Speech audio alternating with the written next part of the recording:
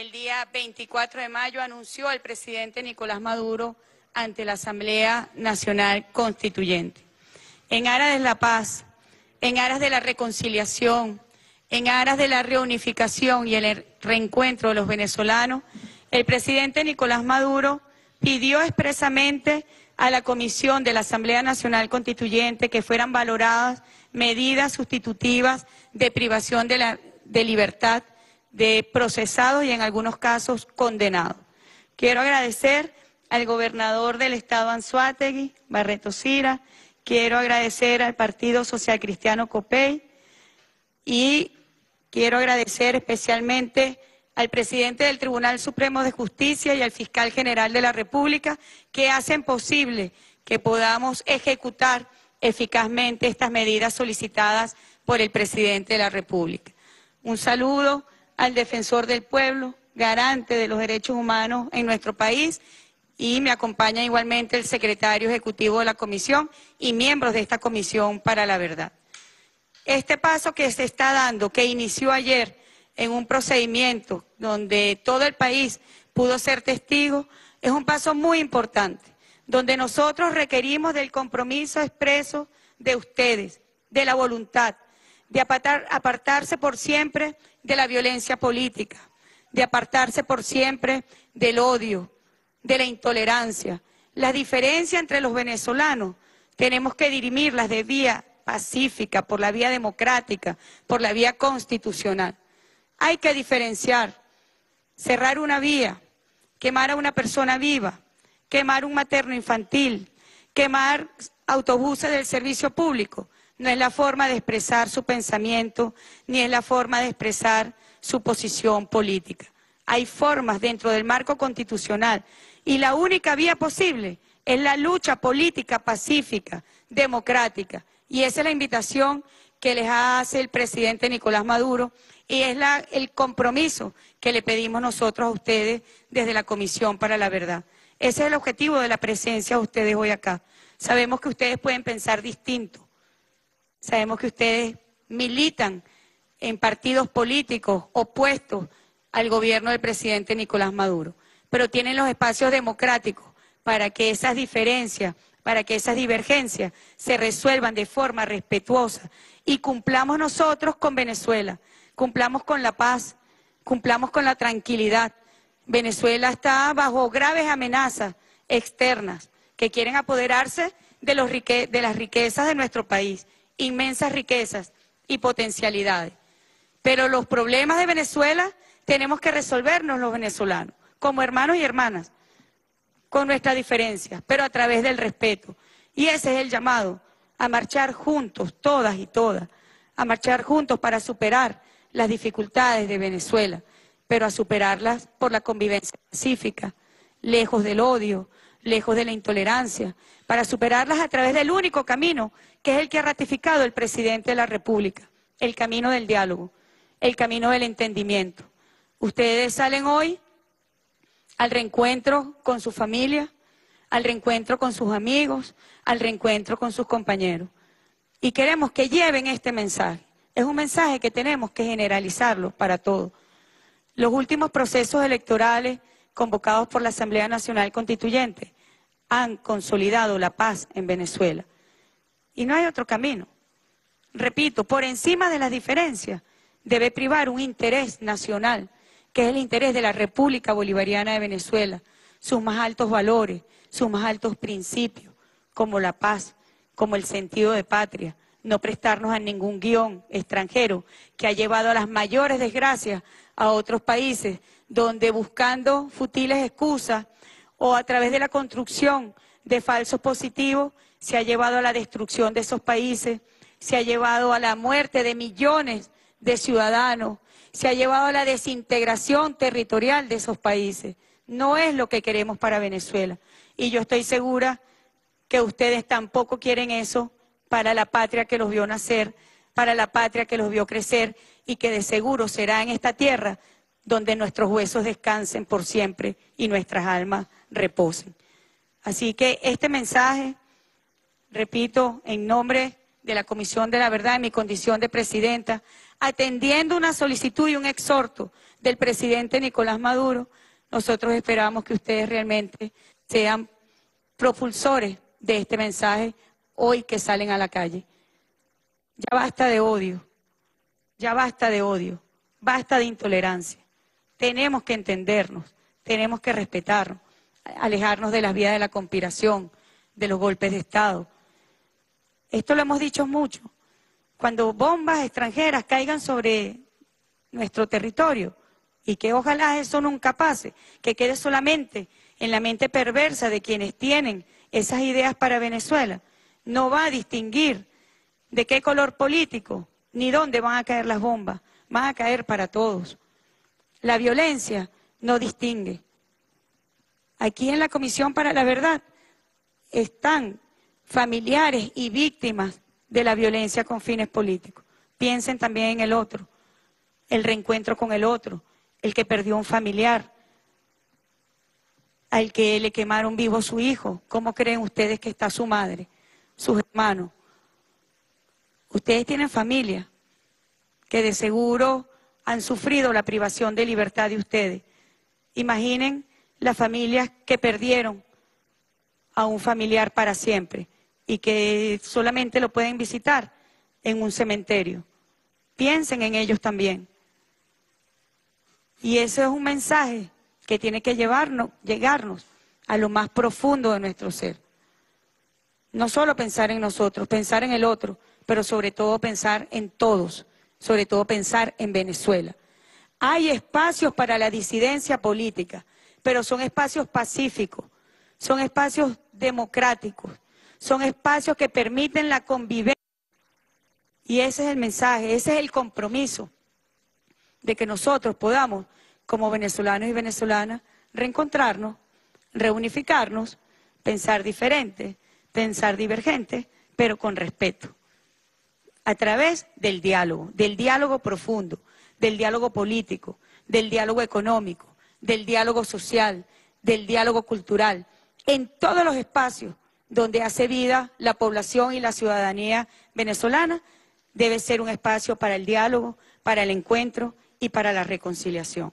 Así que hoy ustedes que salen, repito, que van al encuentro con sus seres queridos, lleven esto en el alma, pero lo reflexionan también con conciencia de venezolano, sin ninguna marca extranjera que susurre al oído de alguna clase política extremista y irresponsable, que muchos de ellos los llevaron a ustedes a la violencia, que buscan es la intervención de nuestro país. Esa no es la solución para Venezuela, porque los responsables de esos partidos de la derecha extremista que llevaron a muchos de nuestros venezolanos a la violencia, no han dado la cara políticamente, ni por ustedes ni por el país. Y por eso yo agradezco aquí a factores y representantes políticos y gobernadores que son opositores al gobierno nacional, pero están empeñando su palabra por ustedes. Están aquí acompañándolos a ustedes. Y se lo agradezco como garante de este proceso que inició el día de ayer y que continuará en las próximas horas. Muchas gracias, Presidenta de la Asamblea Nacional Constituyente, Delcy Rodríguez, Gobernador Barreto Sira, garantes de factores de la oposición presentes, Defensor del Pueblo, Secretario Ejecutivo del Consejo Nacional de Derechos Humanos y todos los autoridades y miembros también de la Comisión por la Justicia, la Verdad, la Reparación, de la cual el Ministerio Público, como ustedes saben, que lidera la acción penal, forma parte importante. Yo quiero agregar a lo dicho el día de ayer, un poco ya dentro de lo que significó el impacto enorme de la salida de muchos de quienes estaban privados de libertad por causas diversas, y esta nueva fase, que fue un compromiso que se anunció. Yo quiero sumarla a lo que ocurrió en el mes de diciembre. En el mes de diciembre se hizo un trabajo similar, con la misma positiva voluntad que hoy estamos observando. En aquella oportunidad fueron aproximadamente 70 venezolanos y venezolanas que obtuvieron su libertad en términos similares a los que hoy ustedes están recibiendo. Yo, en estos temas me gusta siempre hablar desde el testimonio, ¿no? Porque uno en la vida ha lidiado con temas siempre vinculados a privados de libertad. Personas que por diversas causas fueron judicializados los años 70, 80, 90 y posterior inclusive. Lo recuerdo claramente cuando, siendo presidente de la Comisión de Derechos Humanos de la Asamblea Nacional Constituyente, hicimos el enorme esfuerzo que ese título 3 fuese lo que es, un modelo programático para Venezuela y el mundo en materia de respeto a los derechos humanos, independientemente que siempre habrán los déficits propios de cualquier democracia imperfecta, en Venezuela y en el planeta. Yo quiero reivindicar esa voluntad, ese gesto que hemos transitado a partir de un momento político en Venezuela sumamente difícil. Me estoy refiriendo a partir del año 99 a la fecha, donde hemos visto desde golpes de Estado que derrocaron a un presidente electo, como fue el golpe de Estado del 11-12 de abril, donde quien les habla, teniendo inmunidad parlamentaria, siendo presidente de una comisión de política exterior, ni siquiera es que fui judicializado, simplemente fui secuestrado. Y la gente dice, no, pero tú tuviste 2 días preso. Bueno, los 2 días del golpe. Si el golpe hubiera durado 1 año, 2 años, a mí se me decía que, por ejemplo, yo tenía posesión de armas de guerra y que iba a ser judicializado por un tribunal militar. Imagínense ustedes, yo en mi vida, y no tengo complejo de decirlo, he manipulado un arma de ningún tipo. Pero son cosas que uno tiene que ver en retrospectiva. Y lamentablemente Venezuela ha transitado en estos años momentos sumamente difíciles de violencia, de altísima gravedad. No solo quedó eso en el golpe de Estado del 11 de abril, luego recordemos que hubo el paro petrolero que fue muy violento, comenzó la técnica esa de las guarimbas en el año 2003 que causó también estragos, que causó muertos, y hubo un momento político importante que fue el referéndum consultivo que permitió, el referéndum llamado revocatorio que se convirtió en aprobatorio, que permitió abrir unas compuertas de reconciliación, de paz, porque bueno, finalmente dentro de lo que implicó aquel momento vinieron luego, recuerdo claro, en cadena la elección de gobernadores del año 2004, luego la elección de presidente de la República en el año 2006, ¿verdad?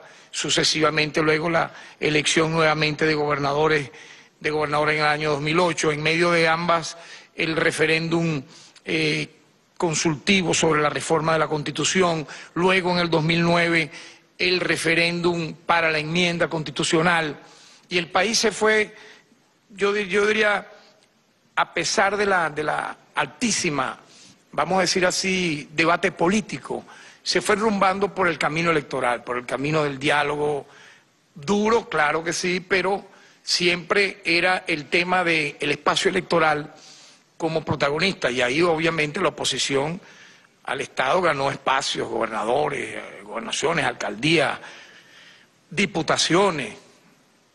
La elección del año 2012, donde se reelige el ciudadano presidente de la República, Hugo Chávez.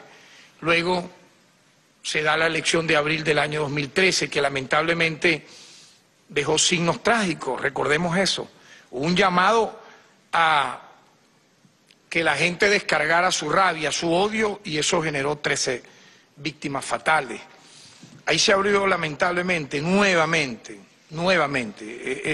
es la reflexión que quiero aquí dejar un poco dentro de este muy rápido y breve y apretado, porque sé que no tengo mucho tiempo, recorrido histórico. Es tan conmovedor y estremecedor el saldo negativo de eso, que todas las encuestas, todas las mediciones rechazaban ese tipo de actividad. Yo no la llamo política. O sea, ¿qué actividad política puede ser asaltar un autobús y quemar a la gente que está dentro? O asaltar un edificio público que tiene trabajadores y quemarlo de arriba abajo, disparar desde un edificio a quemarropa, desde el anonimato. Y obviamente eso generó, y yo lo he reconocido, y judicializamos a los responsables cuando nos tocó ser defensores del pueblo, y ahora como titular de la acción penal, la Fiscalía General de la República, agentes del Estado que lamentablemente desviaron su camino y dispararon y llegaron a herir y a matar ciudadanos. Están presos por violar el derecho a la vida, por violar la integridad. Y ustedes conocen las listas, ustedes saben que ha sido así. Sin embargo, fíjense ustedes, se dieron las elecciones del año 2015 que renovó la Asamblea Nacional y a partir de allí lo que parecía imposible se reeditó. Se dio hasta un ultimátum. En 6 meses cae el gobierno de esta manera o de esta manera o de otra manera. Oye, pero ¿por qué? ¿Por qué otra vez el ultimátum, la amenaza? Si ya ganaste una Asamblea Nacional, vamos a buscar el espacio que permite la Constitución para que la Asamblea Nacional, yo creo mucho en la cooperación entre poderes públicos. Es un poder público la Asamblea Nacional, pero yo soy presidente del Poder Ciudadano, el Poder Ciudadano también es un poder público. Ahí está el Ministerio Público, la Defensoría del Pueblo, está la Contraloría General de la República, está también el Poder Ejecutivo, está el Poder Judicial, el TCJ, está el Poder Electoral. Es decir, la Asamblea Nacional quiso abrogarse prácticamente todas las atribuciones constitucionales que pudiera tener Venezuela y allí, lamentablemente, es mi opinión, se generó un momento político terrible que culminó con lo que ocurrió muy lamentablemente en el año 2017. O sea, lo que parecía imposible se reeditó y fue peor. La violencia, la técnica usada, la forma como estos grupos actuaron. Incluso nosotros hemos entrevistado a varios de esos muchachos y ellos explicaron cómo fueron pagados, muchos de ellos, cómo fueron llevados a cometer delitos comunes. Ustedes me van a decir que haber quemado vivo a Orlando Figueras es un acto heroico, es una epopeya, es la toma de la Bastilla, es el mayo francés. ¿Ah? Después que lo queman, lo apuñalean. El muchacho que muere en Lechería, Barreto, Cira, tú eras allí diputado, creo, en ese momento. Luego que el motorizado lo matan, herido de muerte, lo queman y le caen a batazos. Eso es un acto, ¿quién me va a decir que eso es un acto de heroísmo? Así fue que Bolívar liberó a Venezuela. Ese es el ejemplo de Sucre, ese es el ejemplo de Miranda. Falso. El que diga eso, no, pero entonces empezaron a decir que eran héroes. Seamos sinceros, y los vestían de Simón Bolívar, a quienes cometían actos como esos. No, yo creo que el país ha reflexionado mucho sobre eso, sinceramente. Esas son etapas oscuras de la vida republicana, porque violencia genera violencia. Obviamente hubo también actuaciones negativas de agentes del Estado producto de esa terrible violencia que se dio.